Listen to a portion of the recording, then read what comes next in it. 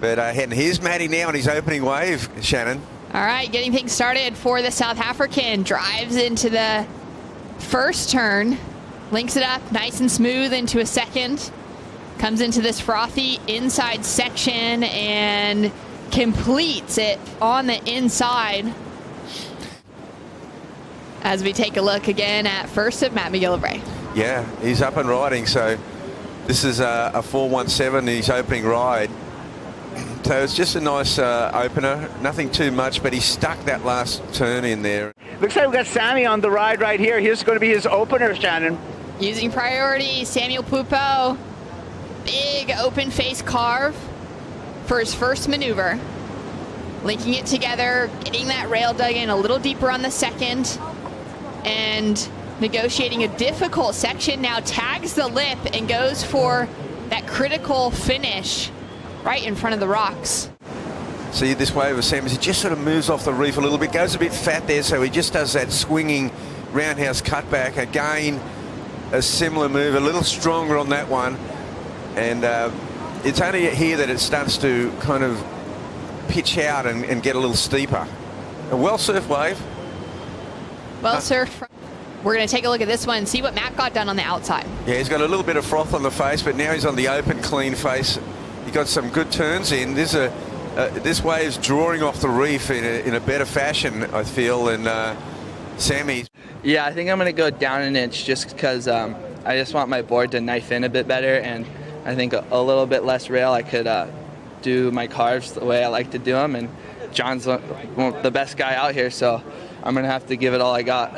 Amazing. We'll let you go get ready and warmed up for your quarterfinal heat with John. Okay, thanks.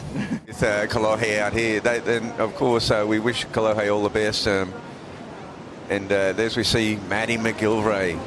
Driving in for that first turn, out onto the open face for the second, and now looking to gain some speed and really put it on the line for a powerful finish. Reads the lip line so well.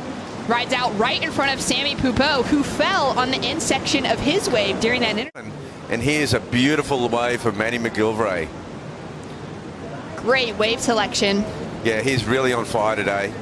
He's surfing for his career, but he's so cool and under pressure. And these last turns, he's been kind of famous for powering through these last turns. Yesterday, he did the best one of the day, I feel.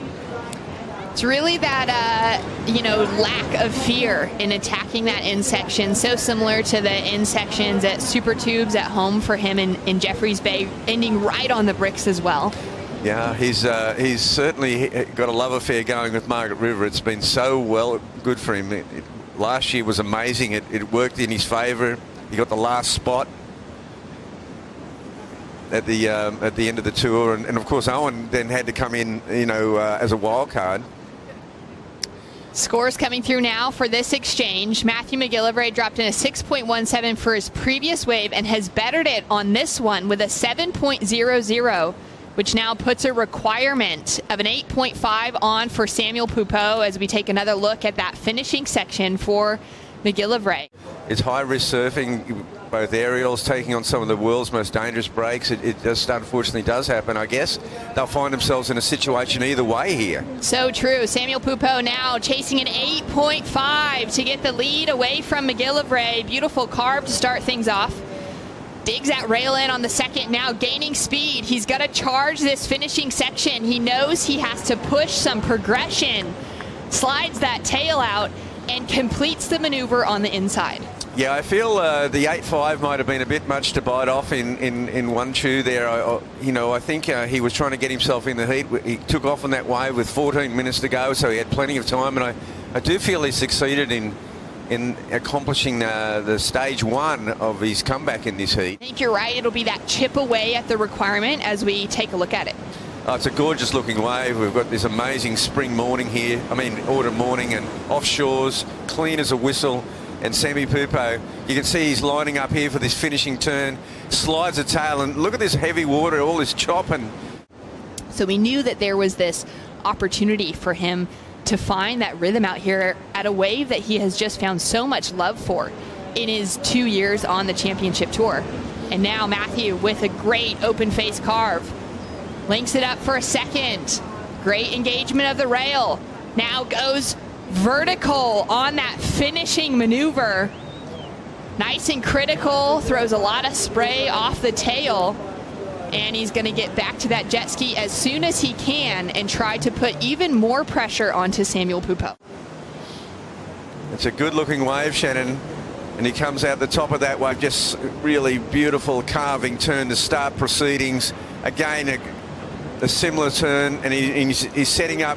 This has been a signature move for him, this finishing blast out of the lip at Margaret River.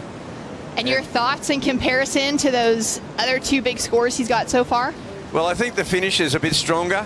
It's quite a bit stronger. I mean, it's just such a technically perfect move. He just gets air under his board. Massive rooster tail coming off the top of the wave there, blows the back off the thing completely. It was beautiful.